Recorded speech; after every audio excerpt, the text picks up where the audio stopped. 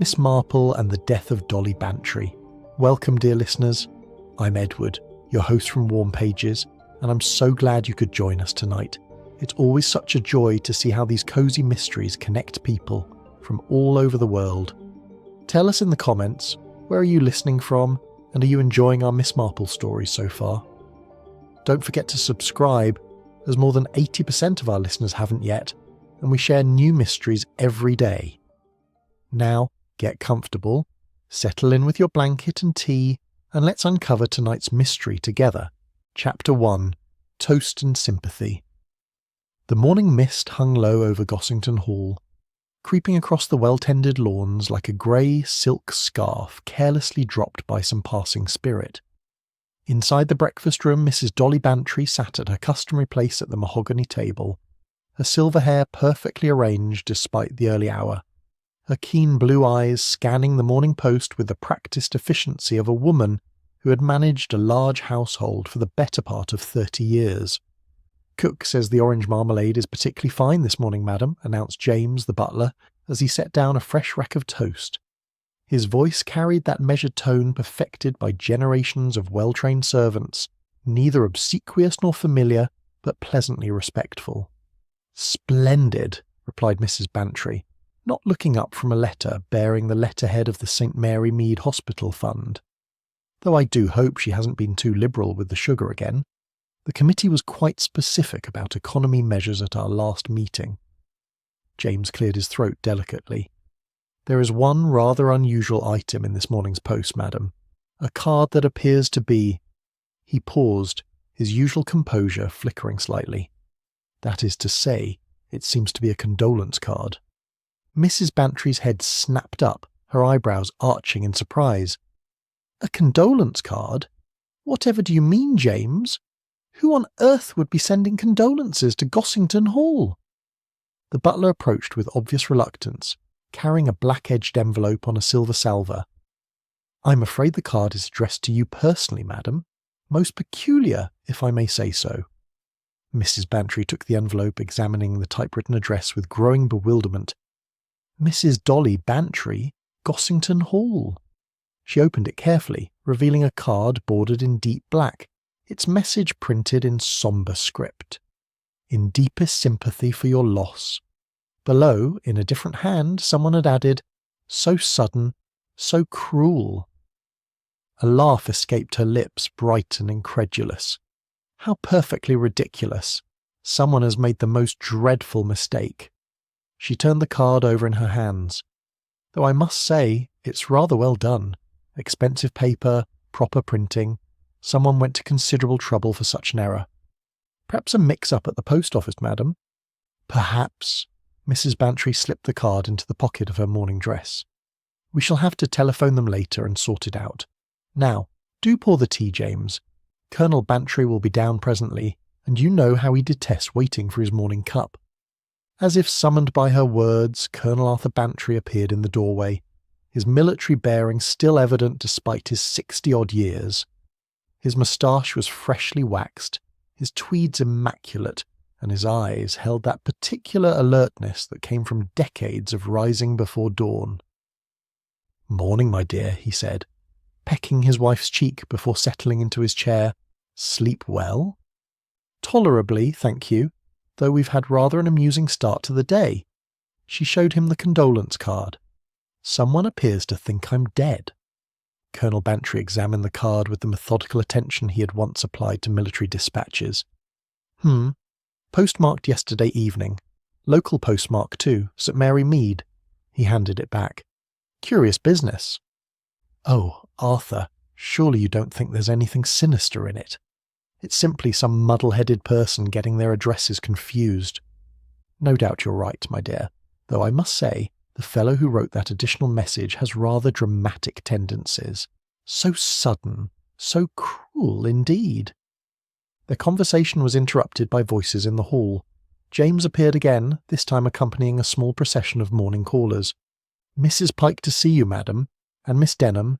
They say it's regarding the hospital fund."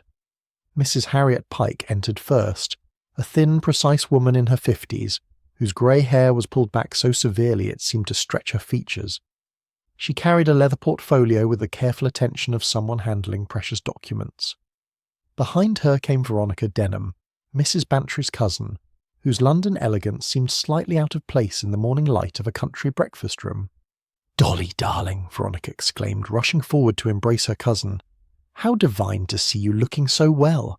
I was just telling Harriet what a marvel you are, managing all these committees and charitable works."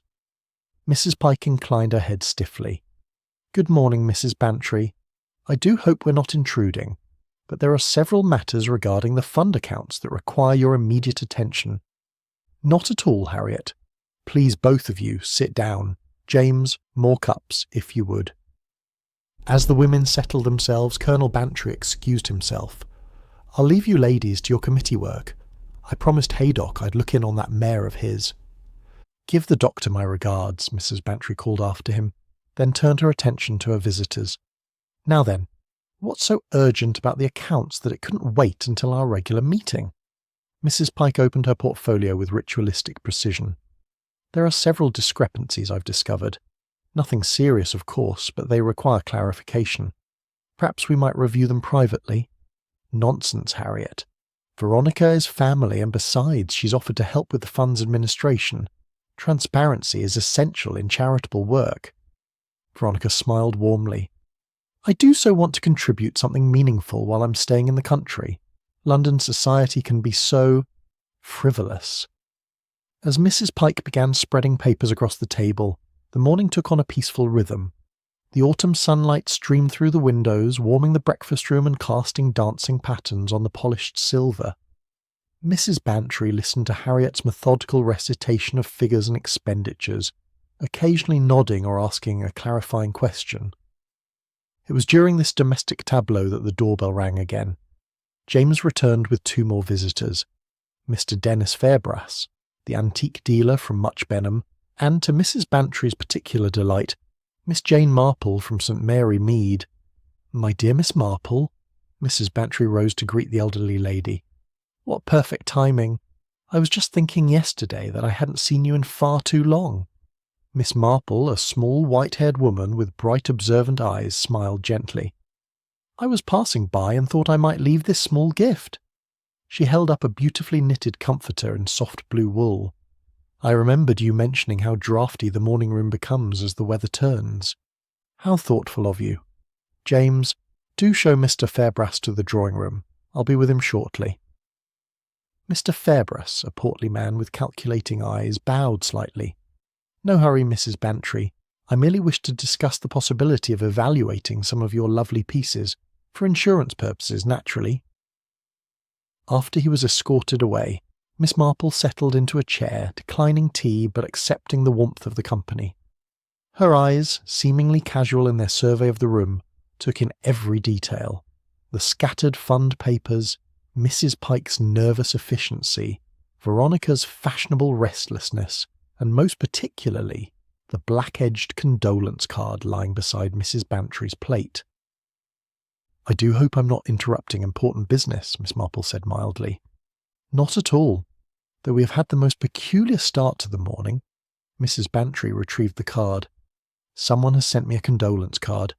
Rather premature, wouldn't you say?" Miss Marple examined the card with the same gentle attention she might give to a piece of knitting. Her fingers, still nimble despite her years, turned it over carefully. "How very odd. The address is typewritten, I see." "Yes, and posted locally yesterday evening. We can't imagine who might have made such a mistake." "Mistakes," Miss Marple murmured thoughtfully, "are often more revealing than truths. May I?" She held the envelope up to the light streaming through the window. "The paper is quite good quality, expensive, and the postmark is very clear. 7 o'clock yesterday evening from the St. Mary Mead post office." Mrs. Pike looked up from her papers with mild irritation. "Surely it's simply some confusion at the printers. These things happen." "Oh, yes," agreed Miss Marple pleasantly, "though one does wonder why someone would go to the trouble of adding that personal message. So sudden, so cruel. It suggests rather intimate knowledge, doesn't it?" The conversation was interrupted by the return of James with the second post. "Several more cards for you, madam, and Dr. Haydock wishes to know if this afternoon would be convenient for his visit." "More cards?" Mrs. Bantry looked puzzled. "Sympathy cards, madam, quite a few of them, actually." A sudden chill seemed to settle over the sunny breakfast room, as if the morning mist had found its way indoors after all. Miss Marple set down her teacup with infinite care and smiled her most innocent smile. "How very interesting," she said quietly. "How very interesting indeed." Chapter 2. Collapse at Gossington. The morning had settled into that particular rhythm of English country hospitality when disaster struck with the swift, brutal efficiency of a hawk descending upon unsuspecting prey. Mrs. Bantry had dismissed the collection of sympathy cards with characteristic forthrightness, declaring them some ridiculous muddle at the post office, and instructing James to bundle them away until the mystery could be properly sorted. The hospital fund business had been concluded with Mrs. Pike's papers neatly filed back into her portfolio, and Veronica had excused herself to freshen up before joining the others for elevenses. Miss Marple remained in the breakfast room, her knitting needles clicking softly as she worked on what appeared to be a small infant's booty. Her presence had that curiously comforting quality possessed by certain elderly ladies, neither intrusive nor entirely unobtrusive, but somehow essential to the proper order of things. "I do hope you'll stay for elevenses, Miss Marple," Mrs. Bantry said, returning from her brief conference with Mr. Fairbrass about the insurance valuation. "Cook has made those little seed cakes you're so fond of." "How very kind of you, my dear. I should be delighted." At precisely 11 o'clock, James appeared with the tea trolley, its silver appointments gleaming despite the October morning's grey light. The ritual of elevenses at Gossington Hall was as fixed as the sunrise. Delicate china, paper-thin cucumber sandwiches, Cook's famous seed cakes, and Mrs. Bantry's particular preference for orange marmalade on thin toast. Colonel Bantry had returned from his visit to Dr. Haydock, bringing with him the cheerful energy that fresh air and good conversation invariably produced in military men. Mrs. Pike had been persuaded to stay, though she sat with the rigid posture of someone who considered social pleasures a distraction from more serious duties. Veronica descended the stairs, looking perfectly turned out in a travelling costume that must have cost more than most people earned in a month. "Arthur," Mrs. Bantry said as her husband settled into his favourite chair, "did Dr. Haydock have anything interesting to say about that mare? Sound as a pound, according to him, though he did mention he'd be calling round this afternoon. Something about checking on your constitution after that bout of indigestion last week." "Nonsense. I haven't felt better in months." Mrs. Bantry reached for the marmalade pot, a heavy crystal affair that had been her mother's. "Really, the way medical men fuss over the slightest thing." She spread the marmalade with the careful attention of someone who had performed this simple act thousands of times, the orange preserve catching the light like amber. The first bite was taken with the unconscious confidence of complete routine. Then everything changed. The transformation was so sudden, so complete, that for a moment the assembled company could only stare in bewildered silence. Mrs. Bantry's face, which had been animated with conversation, became first puzzled, then alarmed, then ashen. Her hand flew to her throat. "I say," she gasped, "I feel most peculiar." The next few seconds passed with the distorted clarity that accompanies genuine crisis. Mrs. Bantry's face turned a greyish-blue colour that was alarming to witness. Her breathing became laboured, her pulse, when Colonel Bantry frantically sought it at her wrist, threadier than spider's silk. "Dolly!" Colonel Bantry caught her as she began to slide from her chair. "James, telephone Dr. Haydock at once!" But Miss Marple, moving with surprising swiftness for a lady of her years, had already reached the telephone in the hall. Her voice, calm and precise, could be heard requesting the doctor's immediate attendance. "Most urgent," she said. "Mrs. Bantry has collapsed." In the breakfast room, controlled chaos reigned. Veronica had gone quite pale and was fanning herself with a napkin. Mrs. Pike stood frozen, her hands pressed to her mouth. Colonel Bantry had lifted his wife bodily and was carrying her towards the drawing-room sofa. Miss Marple returned and, with the quiet authority that certain people naturally possess in emergencies, began to organise the scene. "Colonel Bantry, lay her flat, please. Elevate her feet slightly. Mrs. Pike, would you be so good as to fetch a blanket from upstairs? Miss Denham, perhaps you could ask James to prepare some brandy." But Miss Marple's most significant action went unnoticed by the others. As she bent over Mrs. Bantry's abandoned place setting, she lifted the plate containing the half-eaten toast and inhaled deeply. Her expression, already grave, became thoughtful in a way that might have alarmed anyone paying attention. Quietly she moved the marmalade pot to one side, placing it carefully on the sideboard where it would be out of immediate reach. Dr. Haydock arrived within minutes, his medical bag in hand and his usually jovial manner replaced by professional concern. He was a man in his 50s, robust and reliable, with the kind of bedside manner that inspired confidence in even the most anxious patients. "Right," he said briskly, kneeling beside the sofa where Mrs. Bantry lay frighteningly still. "Let's see what we have here."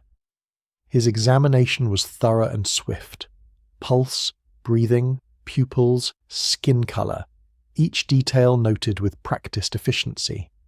The assembled watchers hung on his every movement, seeking reassurance in his competence.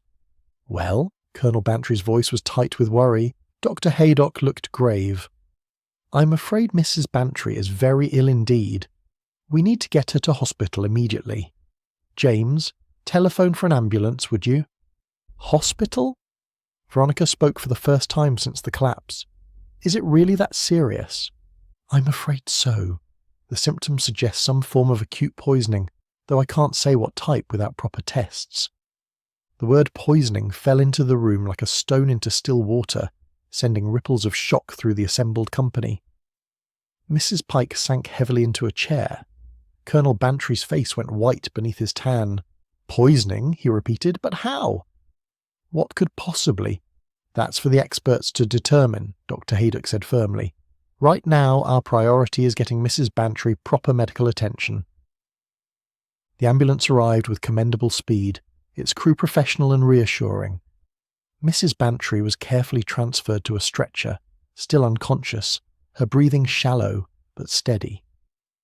Colonel Bantry climbed into the ambulance beside her, his face a mask of barely controlled anguish.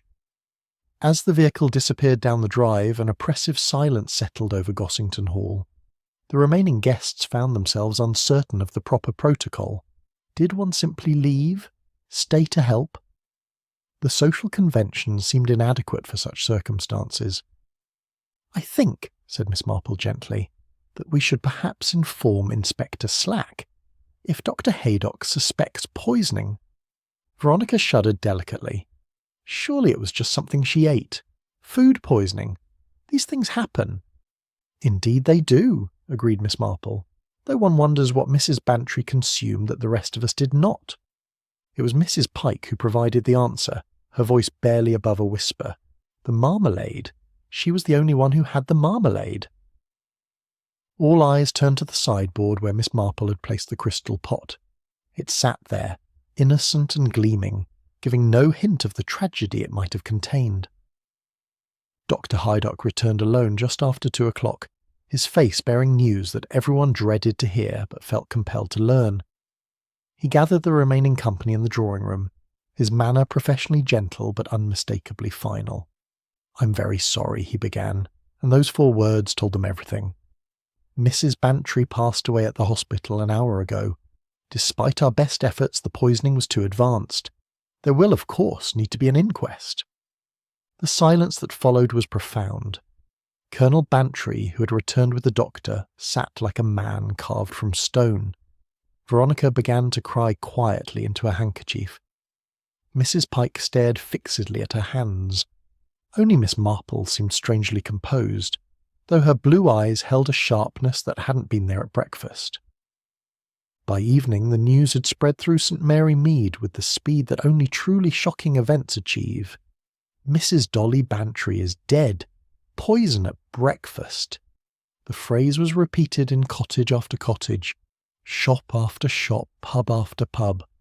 Inspector Slack arrived as darkness fell, accompanied by a constable and the particular air of grim efficiency that police investigations invariably bring to peaceful country houses. The hall was sealed, statements taken, and arrangements made for what would undoubtedly be a complex and thorough inquiry. "No public inquest yet," Slack announced to the assembled household. "Private arrangements for now until we understand exactly what we're dealing with." Colonel Bantry had withdrawn to his study, accepting condolences with the stunned politeness of the newly bereaved. The guests had finally departed, leaving behind them an atmosphere of shock and speculation that would linger long after their footsteps faded on the gravel drive. As Miss Marple walked slowly back to her cottage through the October evening, she carried with her not only the profound sadness of sudden loss, but also a collection of small, troubling details that refused to arrange themselves into any comfortable pattern. The sympathy cards arriving before the tragedy, the marmalade that had tasted bitter to no one but Mrs. Bantry, the precise timing of Dr. Haydock's intended visit. Most puzzling of all was her own curious sense that the day's events, terrible as they were, had unfolded with an almost theatrical precision that seemed somehow arranged. She paused at her garden gate and looked back at Gossington Hall, its windows now blazing with light as the police continued their work. Somewhere in that maze of rooms and corridors lay the truth. She was certain of it. But what that truth might be, and why someone should want the world to believe that Dolly Bantry was dead, remained as mysterious as the October mist that was once again settling over the village of St. Mary Mead. Chapter 3. Marple Tastes Bitter. The morning after tragedy strikes a household often possesses a peculiar quality of unreality, as if the very air has become thinner and ordinary objects have taken on an almost dreamlike significance. Miss Marple discovered this to be particularly true as she approached Gossington Hall through the grey dawn light, her knitting bag tucked securely under her arm and her mind occupied with thoughts that would have surprised those who knew her only as a harmless elderly lady with a fondness for village gossip. She had slept poorly, which was unusual for someone blessed with a clear conscience of a life well lived. But certain details from yesterday's tragedy had worried at her mind like loose threads in a piece of knitting refusing to be ignored or smoothed away. The sympathy cards arriving before any cause for sympathy. The marmalade jar so carefully moved aside. The curious composure with which Dr. Haydock had announced Mrs. Bantry's death, as if he were reading from a prepared script rather than delivering spontaneous news. Inspector Slack had posted a constable at the main entrance, but Miss Marple knew Gossington Hall as well as she knew her own cottage. The kitchen garden entrance had never been locked in all the years she'd known the Bantrys, and this morning proved no exception to that trusting country custom. James discovered her in the breakfast room standing quietly beside the table, where yesterday's tragedy had unfolded. To his credit, the butler showed no surprise at finding the elderly lady in his domain uninvited. Perhaps, Miss Marple reflected, long service in a country house taught one to accept the inexplicable appearances of determined ladies as simply another aspect of domestic life. "Good morning, James," she said pleasantly. "I do hope you slept better than I managed to." "Not particularly well, Miss Marple, if I may say so. The house feels different somehow." "Indeed it does. I was wondering if I might have a moment to examine Mrs. Bantry's place-setting from yesterday. For my own peace of mind, you understand." James glanced toward the door, then nodded slowly. "I haven't cleared everything away yet. Inspector Slack said to leave things as they were until the London men arrive. Very sensible of him. The breakfast table remained much as it had been left, though someone had covered the plates with clean tea towels. Miss Marple lifted these with the careful reverence of an archaeologist uncovering ancient artefacts. Mrs. Bantry's plate still held the partially eaten toast, its surface now hardened but still clearly showing the golden spread of marmalade. Miss Marple bent close and inhaled deeply. The scent was predominantly orange, as one would expect, with the familiar tartness of a well-made preserve. But underneath, so faint as to be almost imaginary, lay something else. Something green and bitter that had no place in breakfast marmalade. "James," she said thoughtfully, "I don't suppose you recall which jar of marmalade was used yesterday?" "The crystal one, Miss Marple," Mrs. Bantry's particular favourite, her mother's recipe, made fresh just last week. Miss Marple examined the jar more carefully. The preserve looked perfectly normal, its colour a rich amber gold, its consistency thick but not stiff. She took a clean teaspoon from the sideboard and extracted a small portion from the main body of the marmalade. This she tasted with the deliberate attention of a wine connoisseur. "Excellent," she murmured. "Cook has quite outdone herself." Then, with infinite care, she scraped a tiny amount from the rim of the jar, where a small residue of marmalade had dried into a darker, more concentrated mass. This second taste made her expression change entirely. The bitterness was unmistakable now, sharp and green and utterly foreign to any orange preserve. Miss Marple set down the spoon and moved to the French doors that led to the garden.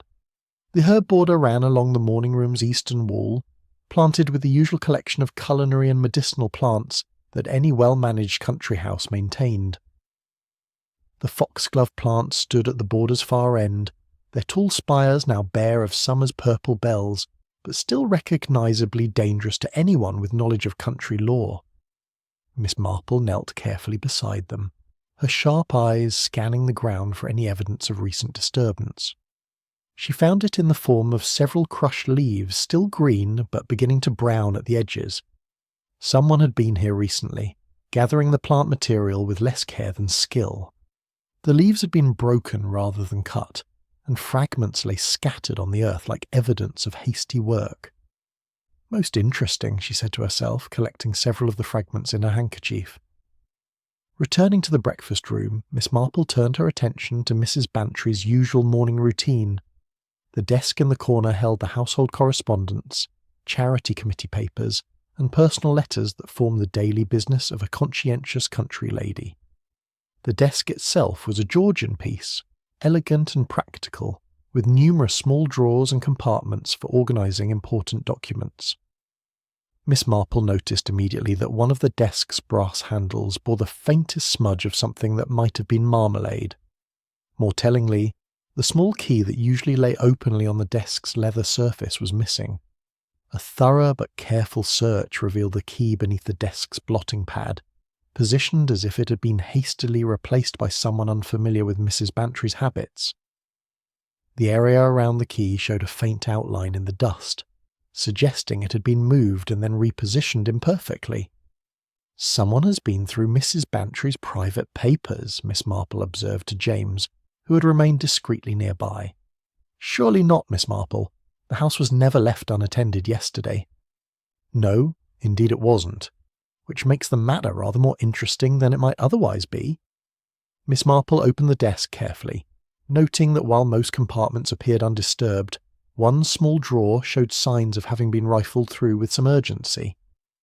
The papers it contained, mostly correspondence related to the hospital fund, had been replaced, but not in their original order. A fragment of orange peel caught her attention, wedged into the corner of the drawer where it had apparently been overlooked by whoever had conducted the search. But when Miss Marple examined it closely, she discovered it was not orange peel at all, but rather a piece of foxglove leaf, its distinctive shape unmistakable to anyone familiar with the plant. "James," she said slowly, "was anyone alone in this room for any significant period yesterday?" The butler considered carefully. "Well, Mrs. Pike spent some time here going over her papers before the others arrived, and Miss Denham came down early, said she wanted to write some letters, but surely you don't think either of them would—" He trailed off, unable to voice such a suggestion about guests in his master's house. "What I think," Miss Marple said gently, "is that someone went to considerable trouble to ensure that Mrs. Bantry consumed a particular spoonful of marmalade yesterday morning. Someone who had access to both the herb garden and this room, and who possessed enough knowledge of plants to know that foxglove leaves, when properly prepared, can mimic certain forms of natural heart failure." She paused, looking out at the garden where the October sun was beginning to burn away the morning mist. "What troubles me most, James, is the question of timing. How did our mysterious correspondent know to send sympathy cards before there was any cause for sympathy? Unless, of course, they knew exactly when that cause would arise." James looked deeply uncomfortable. Miss Marple, surely you're not suggesting that Mrs. Bantry's death was planned? I'm suggesting, my dear James, that someone has gone to extraordinary lengths to ensure that the world believes Mrs. Bantry is dead. Whether she actually is dead, however, is another matter entirely. With that cryptic observation, Miss Marple gathered up her knitting bag and the small collection of evidence she had assembled. The foxglove fragments, the displaced key, the bitter residue on the marmalade jar's rim. Each piece of the puzzle was small in itself, but together they painted a picture of careful premeditation that was far more chilling than any crime of passion could have been. As she made her way back through the kitchen garden, Miss Marple reflected that whoever had orchestrated yesterday's events possessed both intelligence and patience. They had planned carefully, executed precisely, and nearly succeeded in creating the perfect crime. Nearly, but not quite. For in their very perfection lay the flaw that would ultimately prove their undoing. Truth, Miss Marple had learned through long experience, was rarely as neat and tidy as fiction. And yesterday's tragedy had been altogether too neat and tidy for her liking. The question now was not whether Mrs. Bantry had been murdered, but why someone wanted the world to think she had died, and what they hoped to accomplish while everyone believed her to be safely buried. Those answers, Miss Marple was certain, would prove far more interesting than the mystery of the poisoned marmalade itself.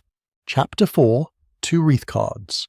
The morning brought with it a procession of delivery vans winding their way up the drive to Gossington Hall, each bearing the sombre cargo of condolence that follows death in a well-established community. Florists' vans, telegraph boys with messages of sympathy, and the discreet representatives of various charitable organisations arrived in steady succession, transforming the usually quiet country house into a centre of melancholy activity. Miss Marple observed this parade from her cottage garden, where she was ostensibly tending to her late roses, but in reality maintaining the sort of watchful interest that had served her so well in previous mysteries. From her vantage point behind the hedge, she could see each arrival clearly while remaining herself unobserved, a position she had found invaluable over the years. The wreaths began arriving shortly after 10 o'clock. The first was a magnificent arrangement of white lilies and chrysanthemums from the vicar and Mrs. Clement, followed by a more modest but equally heartfelt offering from the Women's Institute. Each floral tribute was accompanied by a card expressing the sender's shock and sympathy at Mrs. Bantry's sudden passing. It was the third wreath that caught Miss Marple's particular attention. A large arrangement of autumn flowers, bronze chrysanthemums, orange marigolds, and deep red dahlias, arrived with a card bearing the inscription, "Hospital Fund in Deepest Sorrow." The delivery man handled it with appropriate reverence, and James received it at the door with the grave dignity befitting such an occasion. 20 minutes later a second wreath arrived. This one was simpler, white carnations and ferns, but bore an identical card with the same inscription, "Hospital Fund in Deepest Sorrow." Miss Marple set down her pruning shears with considerable interest. 2 wreaths from the same organisation was unusual, though not unprecedented. What struck her as curious was the timing of their arrival, and the slight difference in the card's appearance, visible even from her distant observation post. Shortly before noon she made her way to Gossington Hall, carrying a basket of late apples from her orchard as a suitable excuse for calling upon the bereaved household. She found the hall transformed into a house of mourning, with black crape draped over the mirrors and the blinds drawn in the traditional manner. James admitted her with the subdued efficiency of a man accustomed to managing domestic crises. "Miss Marple, how kind of you to call. Colonel Bantry is in his study, receiving callers. Shall I announce you?" "Perhaps in a moment, James." "I was actually hoping to pay my respects at the floral tributes first. I understand there have been some lovely arrangements." The wreaths had been arranged in the conservatory, where their beauty could be properly appreciated while not overwhelming the main rooms of the house. Miss Marple moved among them with appropriate solemnity, reading each card and admiring the craftsmanship of the various florists. When she reached the 2 hospital fund wreaths, she paused to examine them more closely. The cards, while bearing identical inscriptions, were clearly written by different hands. The first showed an elegant, flowing script with particularly long downward strokes on the letters F and G. The second displayed a heavier hand, with one peculiarity that made Miss Marple's pulse quicken. The letter E in several words was slightly misaligned, sitting a fraction higher than the other letters in a way that suggested a typing machine with a faulty key. Quite beautiful, aren't they? Miss Marple turned to find Mrs. Pike approaching, her face appropriately grave but her eyes bright with what might have been anticipation. She was dressed in deep mourning, though Miss Marple couldn't help noticing that the black costume was remarkably well fitted for something presumably acquired in haste. Indeed they are, Mrs. Pike, so thoughtful of the fund to send 2 arrangements. Mrs. Pike's expression flickered slightly. 2? Oh, yes. Well, there was some confusion about the ordering. I felt it was important that the committee's sympathy be properly expressed, and when I discovered that someone else had already arranged for flowers, she gestured vaguely toward the larger wreath, I thought it best to send our own tribute as well. How very considerate. I imagine there will be considerable reorganisation required now that Mrs. Bantry is no longer with us. Yes, indeed. Mrs. Pike's voice took on a note of determined efficiency. In fact, I've already spoken with the vicar about taking over the fund's administration temporarily. Just until proper arrangements can be made, of course. There are accounts to be settled, donors to notify, that sort of thing. Naturally, I'm sure Mrs. Bantry would be grateful to know the fund's work will continue seamlessly. That's exactly what I told Colonel Bantry.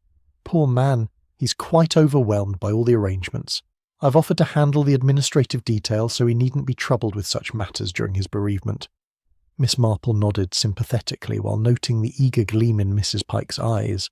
How very thoughtful. I suppose the fund's records are all in good order. Oh yes, naturally, though there are always a few loose ends to tie up. Nothing significant, but these things must be done properly. Mrs. Pike paused, then added with studied casualness, I don't suppose you know if Mrs. Bantry kept the fund's files here at the Hall. I'd hate for anything important to be overlooked. I'm afraid I couldn't say, though I imagine Colonel Bantry would be happy to discuss such matters with you directly. Their conversation was interrupted by the arrival of another caller, Mr. Dennis Fairbrass, the antique dealer, carrying a small but expensive-looking floral arrangement and wearing an expression of professional sympathy. Ladies, he said, bowing slightly. Such a tragic loss. Mrs. Bantry was a true connoisseur of beautiful things. Indeed she was, agreed Miss Marple. I understand you were planning to value some pieces for her. Mr. Fairbrass's eyes brightened slightly despite the sombre circumstances.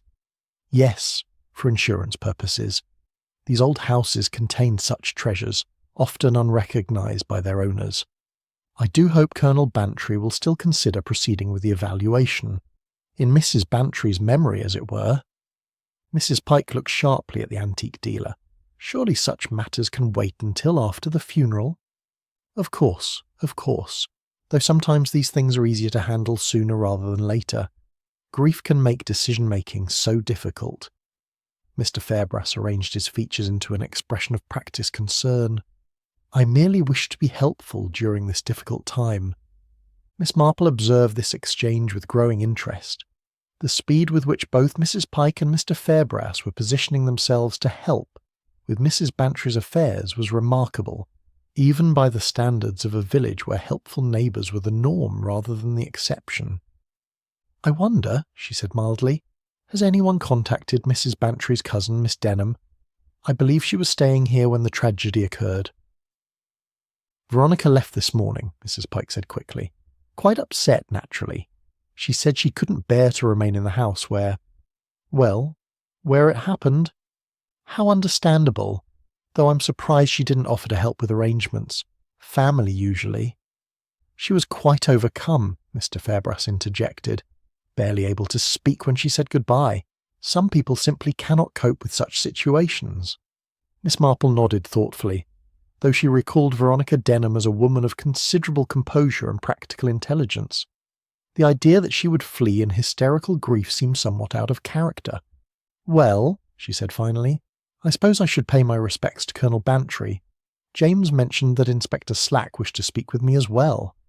Inspector Slack? Mrs. Pike's voice sharpened. Whatever could he want with you?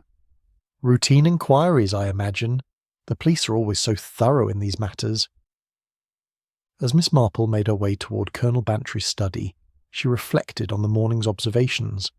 2 wreaths from the same organisation, one bearing the distinctive misaligned E that she had seen before on hospital fund circulars.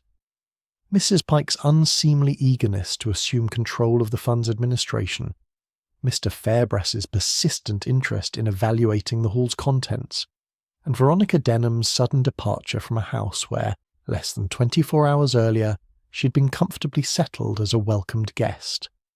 Each detail in itself might be explained by the natural disruption that follows sudden death.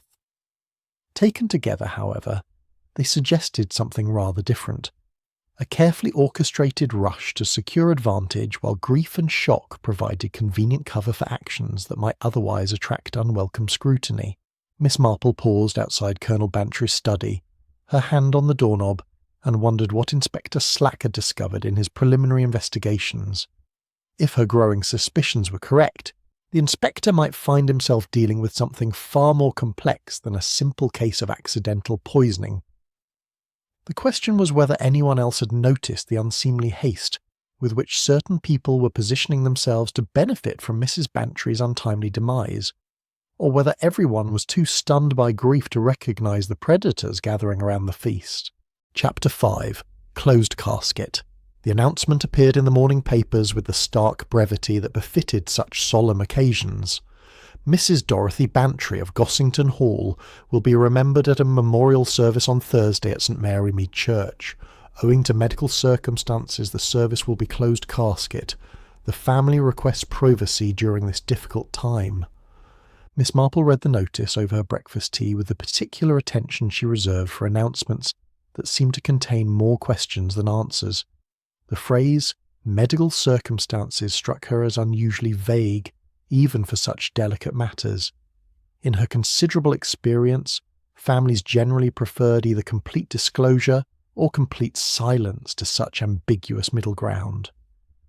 The service was scheduled for 2 o'clock, allowing the morning for final preparations at both the church and Gossington Hall.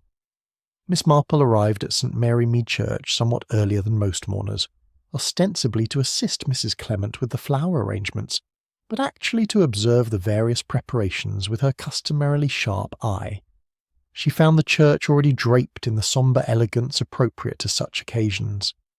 Black crape adorned the altar, and the wreaths from the previous day had been arranged with tasteful symmetry around the chancel. At the centre of it all stood the closed casket, its polished mahogany surface reflecting the coloured light from the stained glass windows. "Such a beautiful service you've arranged, Mrs. Clement," Miss Marple observed to the vicar's wife, who was adjusting the final flower arrangements with the practised efficiency of a long experience. "Thank you, dear, though I must say Colonel Bantry has been most specific about certain details. The closed casket, for instance. Most unusual, but he was quite insistent. Medical reasons, I understand." So Dr. Haydock explained. Something about the nature of the circumstances. Quite distressing for the family, I'm sure. Miss Marple nodded sympathetically while making note of the service sheets that lay in neat stacks near the entrance. The black-edged paper was of excellent quality, crisp and fresh from the printer. She picked up one of the sheets, ostensibly to check the order of service, but actually to examine the paper more closely. Holding it up to the light streaming through the windows, she could clearly see the watermark, a modern design featuring the printer's mark and the current year. The paper was not merely fresh, it was recent enough to have been ordered and printed within the last few days. "Such lovely paper," she remarked to Mrs. Clement, "though I thought Colonel Bantry mentioned using some of Mrs. Bantry's own stationery for the service." "Oh no, dear. This was specially ordered. Colonel Bantry said the family stationery wasn't quite appropriate for such a formal service. He was very particular about having everything done properly." Miss Marple tucked this information away with the growing collection of small inconsistencies that surrounded Mrs. Bantry's death. The speed with which such elegant arrangements had been made was remarkable, suggesting either extraordinary efficiency or advanced preparation that bordered on the prescient. As the mourners began to arrive, Miss Marple positioned herself in a pew that provided an excellent view of both the congregation and the various entrances. Inspector Slack had arrived early and taken a discreet position near the back, his presence adding an official gravity to the proceedings that did not go unnoticed by the assembled villagers.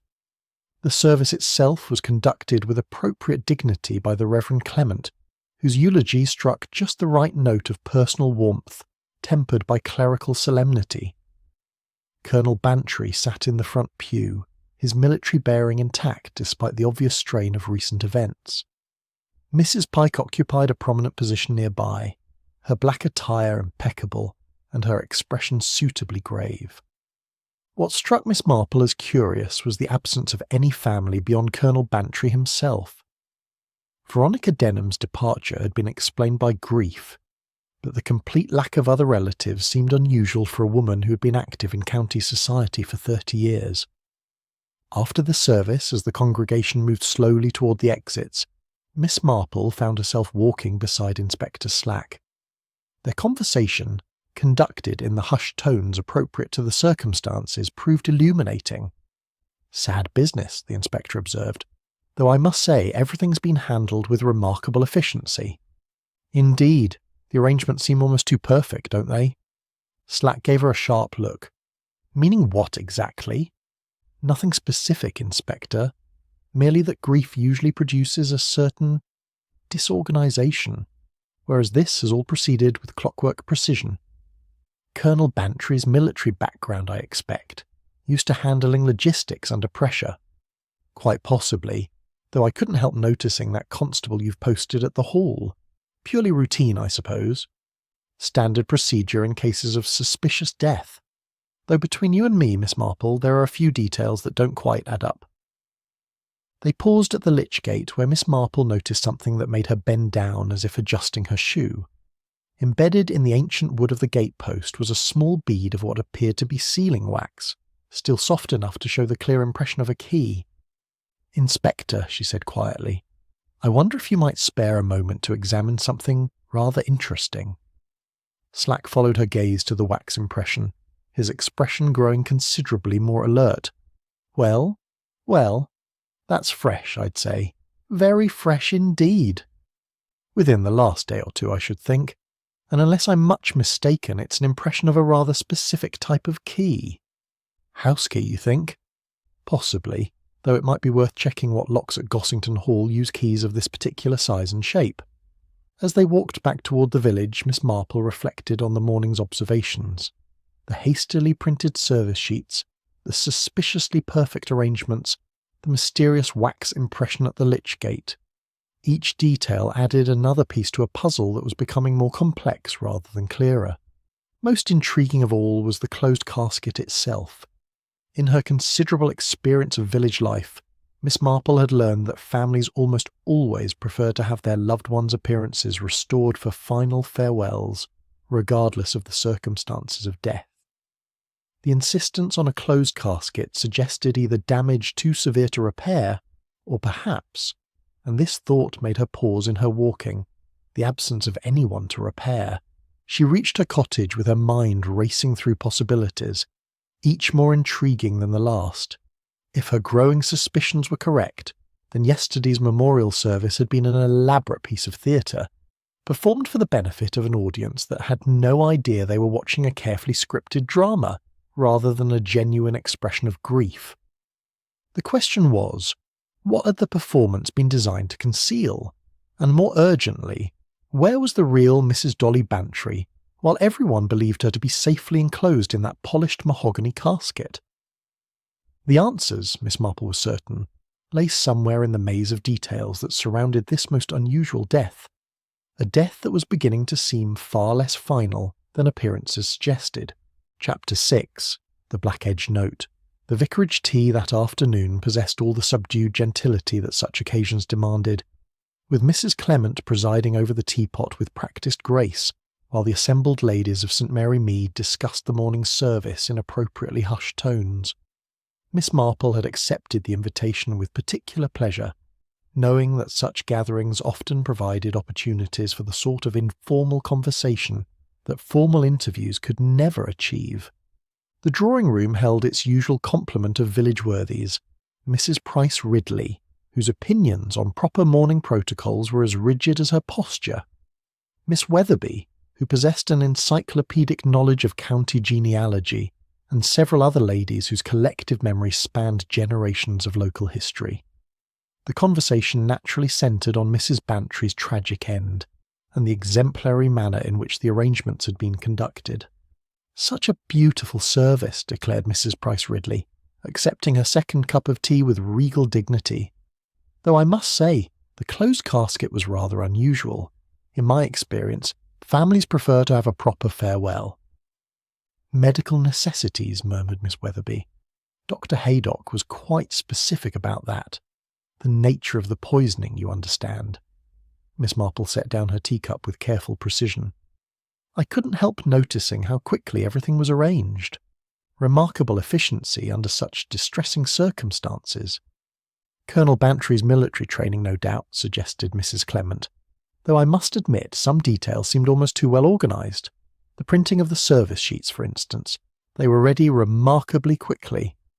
"Modern printing methods are quite efficient," Mrs. Price Ridley observed, "though I did wonder about the choice of paper. That particular black-edged design isn't something one typically keeps in stock." Miss Marple leaned forward with interest. "You noticed the paper quality as well? I thought it seemed rather fresh." "Indeed. The watermark was quite modern. I couldn't help but notice when I held it to the light during the hymn." The conversation was interrupted by the arrival of Mrs. Pike, who entered with the purposeful air of someone bearing important news. She was still dressed in deep mourning, though her manner suggested efficiency rather than grief. "Ladies," she announced, "I've just come from Gossington Hall." There are several matters regarding Mrs. Bantry's affairs that require immediate attention. Mrs. Clement offered tea, which Mrs. Pike accepted while settling herself with the air of someone preparing to deliver a significant announcement. "The hospital fund accounts, for instance. I've discovered some irregularities that need to be addressed before the next committee meeting. Nothing serious, but these things must be handled properly."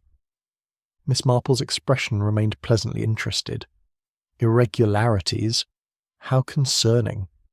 "Small discrepancies in the ledger entries, probably just clerical errors, but they require investigation. Unfortunately, some of the documentation appears to be missing from Mrs. Bantry's files." "Missing?" Miss Weatherby looked scandalised. "Dolly was always meticulous about record-keeping."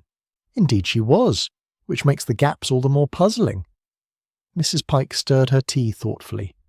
"I suspect she may have moved some papers to a more secure location. The safe, perhaps, or a bank deposit box." Miss Marple noted the calculating gleam in Mrs. Pike's eyes. "Have you discussed this with Colonel Bantry?" "Briefly. Poor man is quite overwhelmed with funeral arrangements and legal matters. I offered to handle the fund's affairs to spare him additional burden." "How thoughtful," murmured Mrs. Clement, though her tone suggested some reservation about such eagerness to assume responsibility. The conversation turned to other matters, but Miss Marple found herself studying Mrs. Pike with renewed interest. The woman's concern for the fund's paperwork seemed disproportionate to the urgency she claimed, and her knowledge of potential storage locations suggested a familiarity with Mrs. Bantry's private arrangements that went beyond normal committee business. After the gathering dispersed, Miss Marple chose to walk home by the longer route that took her past Gossington Hall's kitchen gardens. The October afternoon was crisp and clear, perfect for the sort of reflective stroll that often proved conducive to organising one's thoughts about complex problems. She found herself pausing at the herb border where she had discovered the foxglove fragments. The plants looked undisturbed since her previous visit, their dying leaves rustling softly in the autumn breeze. But as she prepared to continue her walk, a slight movement caught her attention. Mrs. Pike was kneeling among the herbs, apparently examining the plantings with considerable care. She held a length of string, which she was using to measure something among the dying stems. When she noticed Miss Marple's approach, she straightened with obvious embarrassment. "Miss Marple, I didn't expect to encounter anyone here." Such a lovely afternoon for garden work. Are you planning some planting? Actually, I was choosing rosemary for a memorial wreath. Mrs. Bantry was particularly fond of the herb garden, and I thought it would be a fitting tribute. Miss Marple nodded approvingly while noting that Mrs. Pike's hands showed no evidence of gathering herbs, despite her stated purpose. The string she carried appeared to be marked at regular intervals, suggesting measurement rather than harvesting. What a thoughtful gesture, though I believe the rosemary plants are toward the other end of the border. Mrs. Pike glanced quickly toward the area Miss Marple indicated, then back at the foxglove plants where she'd been working.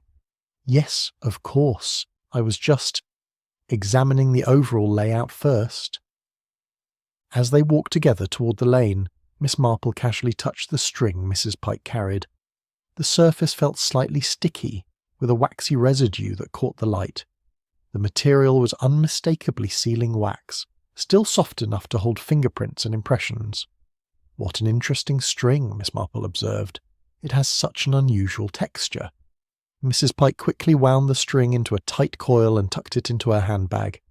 Just ordinary garden twine. Nothing special about it. But Miss Marple had seen enough to confirm her growing suspicions. The combination of Mrs. Pike's presence in the herb garden, her interest in Mrs. Bantry's private papers, and her possession of string coated with sealing wax created a pattern that was becoming increasingly clear. As they parted ways at the lane, Miss Marple reflected on the afternoon's revelations. Mrs. Pike's eagerness to assume control of the hospital fund, her detailed knowledge of where important papers might be stored, and her mysterious activities in the garden suggested someone with plans that extended far beyond simple administrative assistance. Most significantly, the sealing wax on the string connected directly to the key impression she had discovered at the lich gate. Someone had been taking impressions of keys, and that same someone had been measuring or marking something among the herbs where the foxglove grew. The picture that was emerging suggested not a crime of passion or opportunity, but a carefully planned scheme that had required considerable advance preparation. The question was whether that scheme had succeeded as intended, or whether certain crucial elements had not proceeded according to plan. Miss Marple reached her cottage as the sun was beginning to set, painting the sky in shades of gold and crimson that reminded her irresistibly of autumn leaves. She settled into her favourite chair by the window, her knitting in her lap, and gazed thoughtfully toward Gossington Hall. Somewhere in that imposing house lay the answers to questions that were becoming more intriguing by the hour. But first, she needed to understand exactly what Mrs. Pike had been measuring in the garden, and why anyone would need a wax impression of keys belonging to a house whose owners had supposedly just suffered a tragic loss. The truth Miss Marple suspected would prove far more complex than anyone yet imagined. Chapter 7, Midnight Ledger. Miss Marple had never considered herself the sort of person who engaged in midnight surveillance, but exceptional circumstances, she reflected, called for exceptional measures. The evening had settled into that profound darkness that only October nights in the English countryside could provide, with clouds obscuring the moon and a light mist rising from the river to blur the edges of familiar landmarks.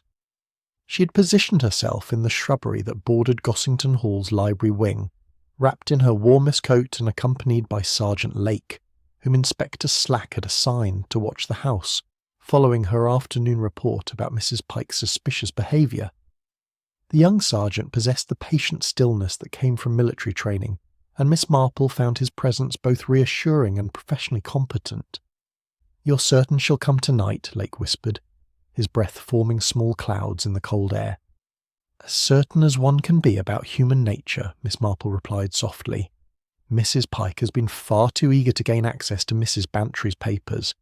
The memorial service this morning would have created the perfect opportunity for someone to slip away unnoticed and make the necessary preparations." They had been waiting for nearly 2 hours when Miss Marple heard the soft click of a key turning in a lock. The sound came from the French doors that led from the terrace into the morning room, the same room where Mrs. Bantry had taken her fateful breakfast only 3 days earlier. A shadow moved against the faint light from the windows, revealing the unmistakable silhouette of Mrs. Pike as she slipped into the house with the careful movements of someone familiar with the layout. She carried no lantern, but seemed to navigate the darkened rooms with confidence. "There," Miss Marple breathed. "Just as I expected." Sergeant Lake nodded grimly and began to move forward, but Miss Marple caught his arm. "Let her complete whatever she's come to do. We need to understand her purpose, not merely catch her in the act." Through the library windows they could see Mrs. Pike's figure moving toward the desk where Mrs. Bantry had kept her correspondence and committee papers. The woman worked quickly but methodically, lifting papers and examining them in the faint light before replacing them carefully. Her movement suggested someone searching for specific documents, rather than conducting a general exploration. After several minutes, Mrs. Pike lifted something substantial from the desk's main drawer, the leather-bound ledger that contained the hospital fund's accounts. Miss Marple had seen Mrs. Bantry consulting the same book during committee meetings, noting donations and expenditures with the meticulous care that characterized her approach to charitable work. Mrs. Pike opened the ledger and began examining its pages by the light of a small electric torch. Even from their position outside, Miss Marple could see the woman's increasing agitation as she turned page after page, apparently searching for something that wasn't where she expected to find it.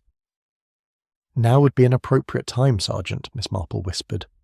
Lake moved with swift efficiency, circling the house to enter through the front door while Miss Marple remained at her observation post. The sound of his approach must have alerted Mrs. Pike, because she suddenly dropped the ledger and rushed toward the French doors through which she had entered. But Sergeant Lake had anticipated this route of escape. As Mrs. Pike emerged onto the terrace, clutching something to her chest, she found herself face to face with the young policeman's imposing figure. "Mrs. Pike," he said with quiet authority, "I think you'd better explain what you're doing here at this hour." The ledger fell from Mrs. Pike's hands, its pages scattering across the flagstones in the light breeze. Miss Marple emerged from her hiding place and began gathering the scattered papers, noting immediately that something was wrong with their arrangement. "How very interesting," she murmured, holding several pages up to catch the light from Lake's torch. "Sergeant, I think you'll find that this ledger has been rather cleverly altered." Under closer examination, the evidence of tampering became unmistakable. The ledger contained two distinct sets of pages, the original entries in Mrs. Bantry's neat handwriting, and a series of replacement pages that had been carefully inserted to match the book's original format. The binding showed fresh glue at several points along the spine, and one of the replacement pages bore a telltale smear of something that looked remarkably like orange marmalade. "Mrs. Pike," Miss Marple said gently, "I believe this page may bear your fingerprint preserved in marmalade. How very careless to handle the fund's accounts immediately after tampering with Mrs. Bantry's breakfast tray." Mrs. Pike's composure finally cracked. "You don't understand," she said desperately. "I never meant for anyone to be hurt. It was supposed to be just enough to make her ill, to keep her away from the committee meeting until I could sort everything out." "Sort out the missing money, you mean," Sergeant Lake observed. "The advances you took from the fund without proper authorization." "They weren't advances. They were loans. I always intended to replace the money once my investments paid off. But Mrs. Bantry was becoming suspicious, asking too many questions about the accounts." Miss Marple examined the doctored ledger pages more carefully. "So you decided to stage her death to create enough confusion to cover your embezzlement. The foxglove was meant to simulate heart failure, I suppose. Just enough to make her collapse during the committee meeting. I had the fake pages ready to substitute, and Dr. Haydock would have attributed her illness to natural causes. But she didn't eat the marmalade at the meeting. She had it at breakfast instead, and there was much more of the foxglove mixture than I intended." "Because you prepared the entire jar, not just a single serving," Miss Marple concluded. "How much did you take from the fund, Mrs. Pike?" £300, Mrs. Pike whispered. "I was desperate.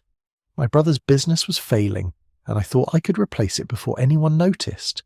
Sergeant Lake had been taking notes throughout this confession. "Mrs. Pike, I'm arresting you for the attempted murder of Mrs. Bantry and for embezzlement of charitable funds." As they walked back toward the village, Miss Marple reflected on the evening's revelations. Mrs. Pike's scheme had been clever but flawed, the sort of plan that seemed foolproof in theory, but collapsed under the weight of unexpected complications. The woman had never intended murder, but her willingness to poison Mrs. Bantry, even mildly, revealed a moral flexibility that made her other crimes seem almost inevitable. "What I don't understand," Sergeant Lake said as they reached the lane, "is how Mrs. Pike got access to the house tonight. The doors were supposed to be locked." Miss Marple smiled in the darkness.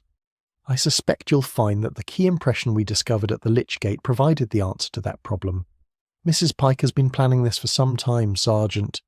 The sealing wax, the replacement ledger pages, the carefully timed poisoning, all of it required advanced preparation. But if Mrs. Bantry is really dead, why was Mrs. Pike still trying to alter the accounts?"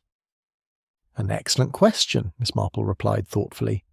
"Unless, of course, Mrs. Pike had a reason to believe that her crime hadn't succeeded quite as completely as everyone supposed." They walked the rest of the way in contemplative silence, each absorbed in thoughts about the complexities of human nature and the unexpected directions that desperate measures could take. Behind them, Gossington Hall stood dark and silent, keeping its secrets as closely as it had for the past 3 centuries.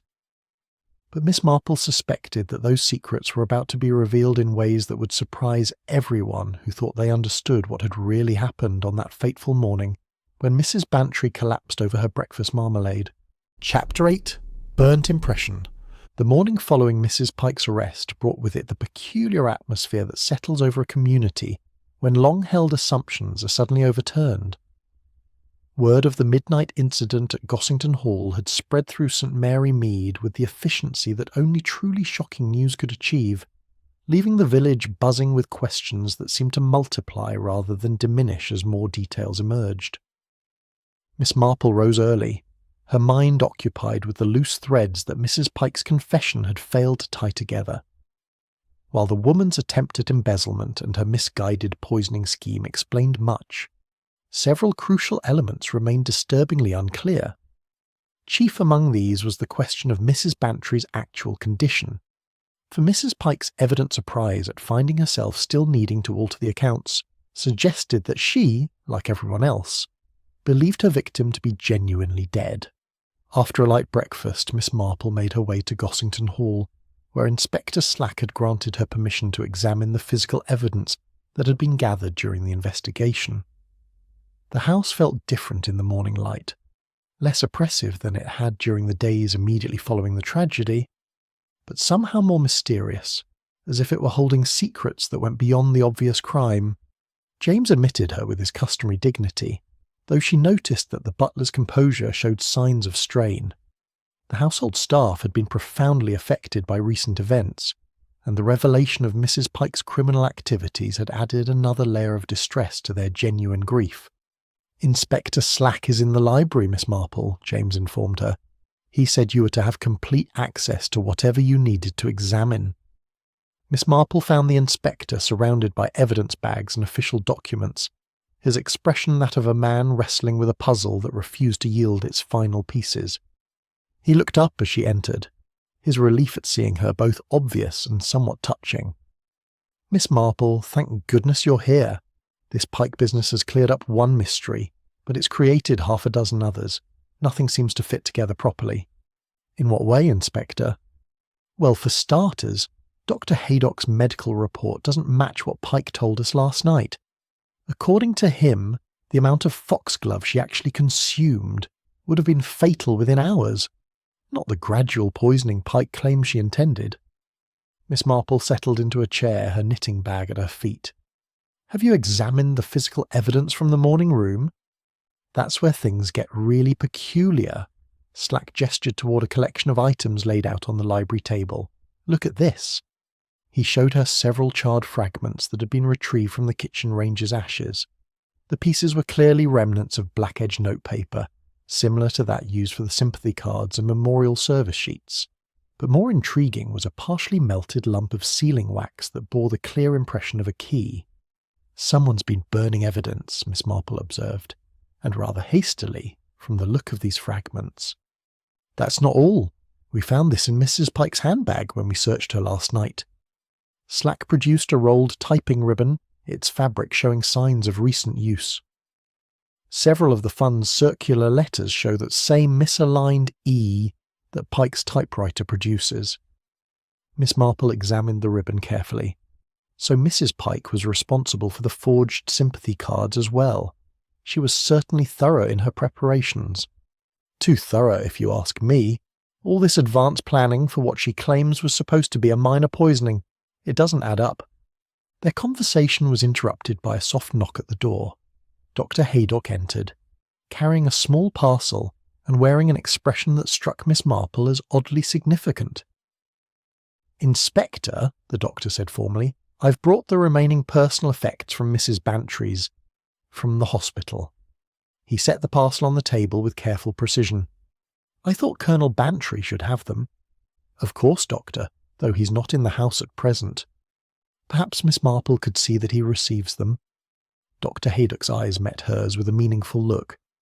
"I'm sure she understands the importance of returning personal items to their proper place." After the doctor had departed, Miss Marple opened the parcel with growing curiosity.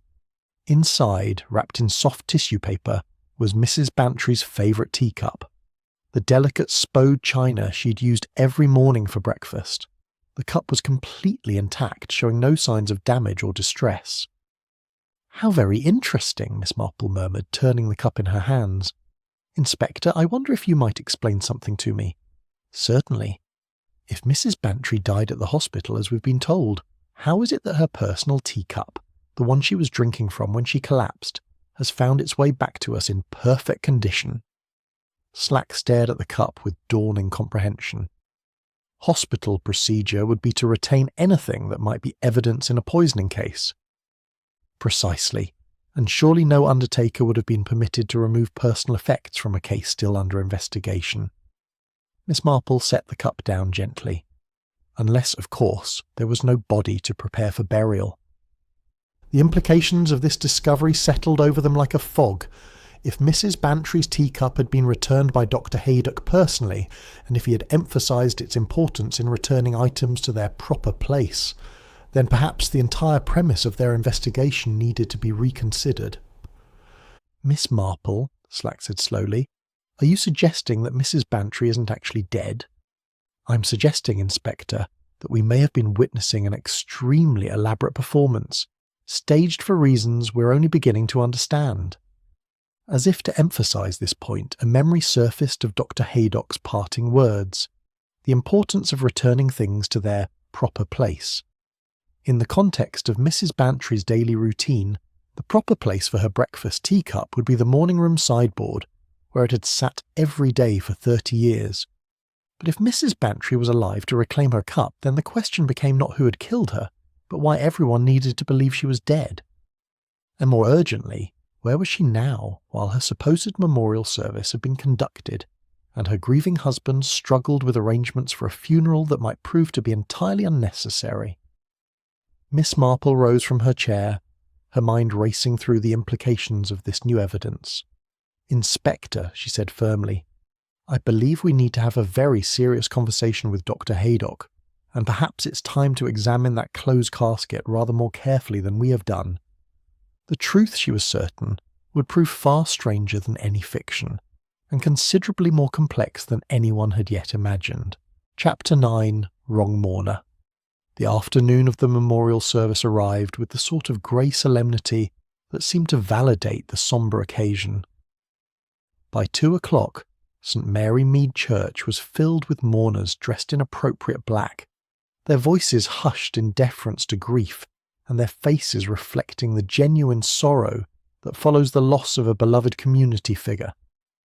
Miss Marple sat in her customary pew, but her attention was divided between the service and her growing certainty that the day would bring revelations far more dramatic than anyone anticipated.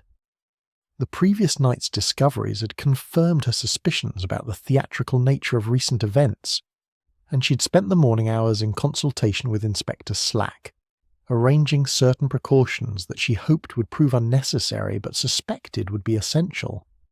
The church itself had been transformed into a tableau of mourning.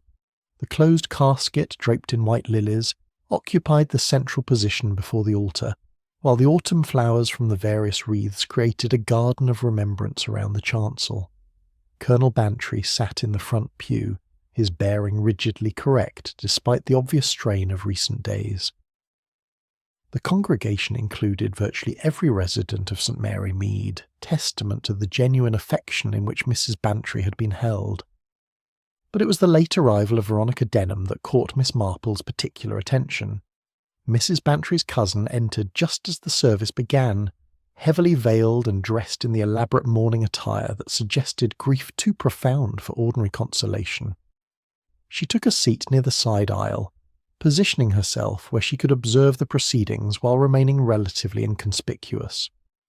The Reverend Clement conducted the service with appropriate dignity, his eulogy striking just the right note between personal warmth and clerical solemnity. But Miss Marple found herself watching Veronica rather than listening to the familiar words of comfort, noting the woman's restless attention to details that seemed unrelated to spiritual matters. As the service drew toward its conclusion, Veronica rose quietly and slipped from her pew, moving toward the vestry with the purposeful step of someone on a specific mission. Miss Marple observed this departure with interest, then caught Inspector Slack's eye and nodded meaningfully. Rather than following immediately, Miss Marple waited until the congregation began filing out before making her own way toward the vestry. She found Veronica there, no longer the picture of overwhelming grief, but instead a woman engaged in urgent practical business. The elaborate veil had been pushed back, revealing features sharp with concentration rather than soft with sorrow. Veronica stood before the vestry safe, its door open and its contents scattered across the nearby table. Bearer bonds, legal documents, and various papers of obvious value lay in neat piles as Veronica sorted through them with practiced efficiency. "Looking for something specific, my dear?" Miss Marple inquired mildly. Veronica spun around, her face flushing with embarrassment and something that might have been fear. "Miss Marple, I didn't hear you come in." "I imagine you were rather absorbed in your task. These appear to be quite valuable documents." "Dolly left me a small bequest," Veronica said quickly, her hands moving to conceal something behind her back. "I was simply looking for the relevant papers. Colonel Bantry is so overwhelmed with arrangements, I thought I might spare him this additional burden." "How thoughtful. Though I wonder if you might show me this bequest you mentioned. I'm sure Colonel Bantry would want to ensure that Dolly's wishes are properly honoured." Veronica's composure began to crack. It's a private matter, a family understanding rather than a formal document." Miss Marple moved closer, noting that Veronica had been attempting to hide a small brass key, the spare key to the morning room desk that had gone missing after Mrs. Bantry's collapse. "And this key? Was that part of your understanding with Dolly as well?" Before Veronica could respond, Inspector Slack entered the vestry, his presence filling the small space with official authority. "Miss Denham," he said formally, "I think you'd better explain what you're doing with those bonds." The game was up, and Veronica knew it. Her shoulders sagged as the pretense of grief fell away entirely. "You don't understand," she said desperately. "I needed the money, my debts in London. I was facing complete ruin." "So you decided to take advantage of your cousin's death to steal her securities," Slack observed. "It wasn't stealing. We're family. Dolly would have wanted to help if she'd known how desperate my situation had become." Miss Marple examined the bonds that Veronica had been attempting to conceal. "But you couldn't wait for natural inheritance, could you? These are bearer bonds, untraceable once removed from their safe storage, perfect for someone needing to disappear quickly with portable wealth." "The funeral chaos was perfect cover," Slack added. "Everyone focused on mourning while you helped yourself to whatever you could carry." Veronica's face showed the calculation of someone weighing her options and finding them all unsatisfactory. "How did you know I would be here?" "Because," Miss Marple said gently, "you made the same mistake that Mrs. Pike made. You both acted too quickly, with too much knowledge of where valuable things were kept. Mrs. Pike knew about the hospital fund accounts, and you knew about the bonds in the vestry safe. But how could I have known unless—" Veronica stopped herself, but too late. "Unless you had been planning this for some time," Miss Marple finished. "Long enough to take that wax impression of the spare key which you retrieved from the lich gate and used to gain access to the house while everyone was distracted by the memorial arrangements. As Inspector Slack placed Veronica under arrest, Miss Marple reflected on the afternoon's revelations. 2 separate criminals, each taking advantage of Mrs. Bantry's supposed death to pursue their own schemes. Mrs. Pike had tried to cover her embezzlement by staging a poisoning, while Veronica had attempted to steal bonds during the chaos that followed. But neither crime explained the most puzzling aspects of the case: the advanced sympathy cards, the 2 perfect arrangements, or most significantly, the intact teacup that Dr. Haydock had returned with such meaningful emphasis. As they left the vestry, Miss Marple noticed that the memorial service had concluded and the congregation was dispersing. But one figure remained conspicuously absent from the general exodus: Colonel Bantry himself, who should have been receiving condolences but was nowhere to be seen.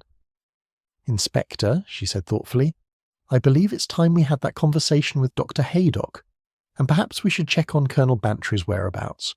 I have a feeling that this afternoon's revelations are far from complete."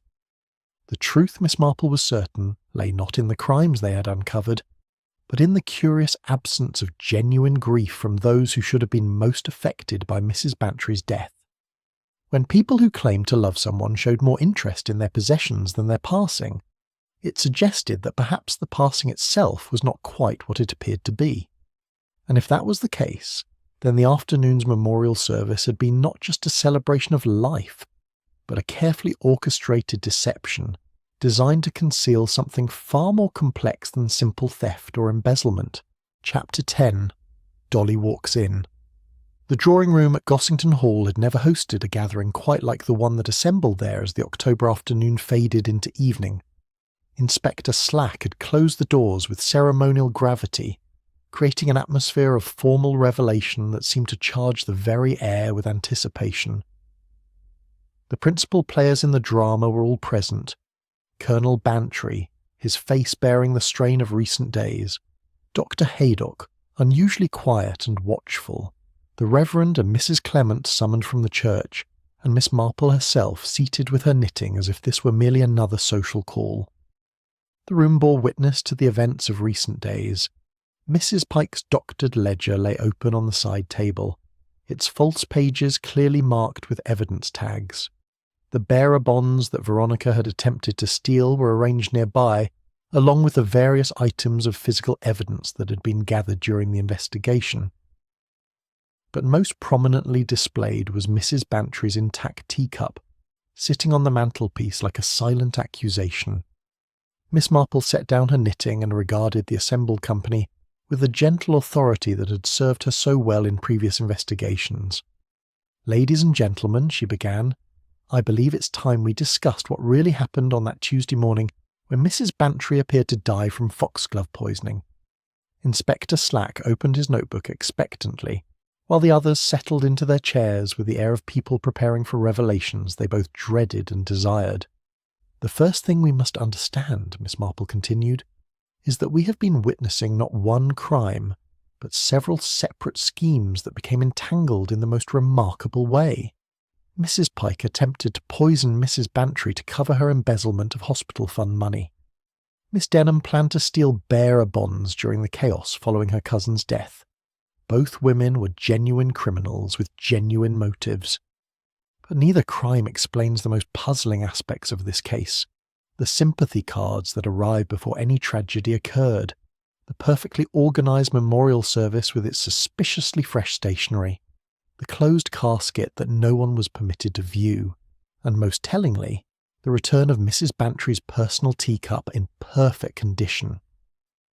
Dr. Haydock shifted uncomfortably in his chair but said nothing. "The truth," Miss Marple announced quietly, "is that Mrs. Bantry discovered the foxglove leaves in her marmalade the evening before her supposed death. She found the strange, bitter residue on the jar's rim and, being a sensible woman with knowledge of country matters, recognised the danger immediately. Colonel Bantry's military bearing finally cracked.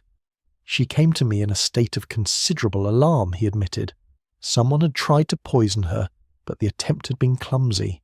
There were leaf fragments scattered around the herb garden, and the marmalade had been contaminated unevenly.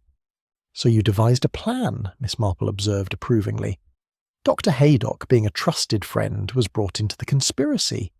Mrs. Bantry would stage her own death to flush out both the poisoner and any other criminals who might take advantage of the situation." Dr. Haydock nodded slowly. "We used a harmless emetic to simulate the symptoms of poisoning. Arthur carried Dolly to the ambulance. I announced her death to create the proper confusion, and we moved her to the Clements guest room where she could remain hidden while we watched to see who would reveal themselves." Mrs. Clement looked surprised but pleased. "She's been knitting the most beautiful baby clothes. Such a productive patient." The closed casket, Miss Marple continued, contained nothing more significant than sandbags to provide appropriate weight. The memorial service was genuine enough in its sentiment, but entirely unnecessary in its purpose. Inspector Slack looked up from his notes. So Mrs. Pike's confession was accurate. She really did try to poison Mrs. Bantry. Oh yes, quite genuine.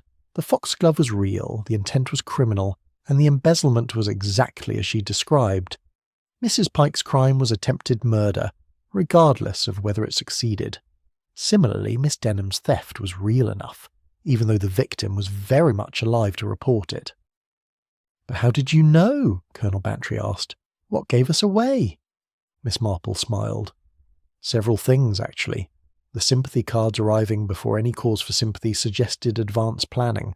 The quality and freshness of the memorial stationery indicated preparation rather than grief-stricken haste.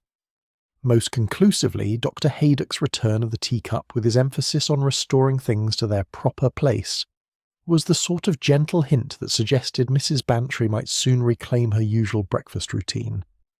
As if summoned by these words, the drawing-room door opened with dramatic timing that no theatrical director could have improved upon. Mrs. Dolly Bantry entered, very much alive and considerably annoyed, her silver hair perfectly arranged and her blue eyes bright with indignation. "Really, Arthur," she declared, surveying the elaborate floral arrangements that had been moved from the church, "I never liked lilies. They're far too funeral for my taste." The silence that followed was profound. Inspector Slack's notebook slipped from his nerveless fingers. The Reverend Clement looked as if he had witnessed a resurrection. Mrs. Clement beamed with obvious delight at seeing her secret patient restored to her proper place. "Now then," Mrs. Bantry continued briskly, settling into her favourite chair as if she'd never been away. "I understand we've caught both Mrs. Pike and that dreadful cousin of mine in their respective thieveries. Excellent work all around. Though I must say, listening to my own memorial service from the vestry was rather more tedious than I had expected." Miss Marple retrieved her knitting with satisfaction. "The truth has a way of revealing itself, my dear Dolly, though I must commend you and Colonel Bantry on a most convincing performance." "Hardly a performance," Mrs. Bantry replied tartly. "Someone really did try to poison me after all. We simply ensured that they wouldn't succeed while we identified all the vultures circling around my supposed corpse." Inspector Slack had recovered enough to close his notebook. "Mrs. Pike will be charged with attempted murder and embezzlement, Miss Denham with attempted theft, though I suppose the death certificate will need to be revised." Dr. Haydock grinned for the first time in days. "I never actually filed one. Professional caution, you understand." As the various participants in the drama prepared to depart, Miss Marple reflected on the curious way that truth and deception had intertwined in this most unusual case. Genuine crimes had been committed, real dangers had been faced, and justice would be served. But the supposed victim had remained safely alive throughout, protected by the combined efforts of those who truly cared for her welfare. "Miss Marple," Mrs. Bantry said as the others filed out, "I believe I owe you considerable gratitude. Your investigation prevented 2 criminals from escaping justice." "Not at all, my dear, though I must say your performance was remarkably convincing. You had me worried for quite some time." Mrs. Bantry smiled as she rang for James to arrange a proper tea service. "Well, one learns things from reading detective novels, you know, though I prefer the sort where the victim survives to see justice done." Miss Marple gathered her knitting and prepared to return to her cottage, where she would spend the evening reflecting on the curious ways that human nature reveals itself under pressure. Some people, like Mrs. Pike and Veronica Denham, allowed desperation to corrupt their moral foundations. Others, like the Bantrys and Dr. Haydock, found creative ways to protect what they valued most. And sometimes, Miss Marple thought as she walked through the October evening, the truth proved more satisfying than any fiction, particularly when it included the resurrection of someone presumed lost and the triumph of justice over greed. Behind her, the lights of Gossington Hall blazed warmly against the darkness, no longer a house of mourning but once again a proper home, where Mrs. Bantry could resume her interrupted breakfast routine with marmalade that contained nothing more dangerous than oranges and sugar.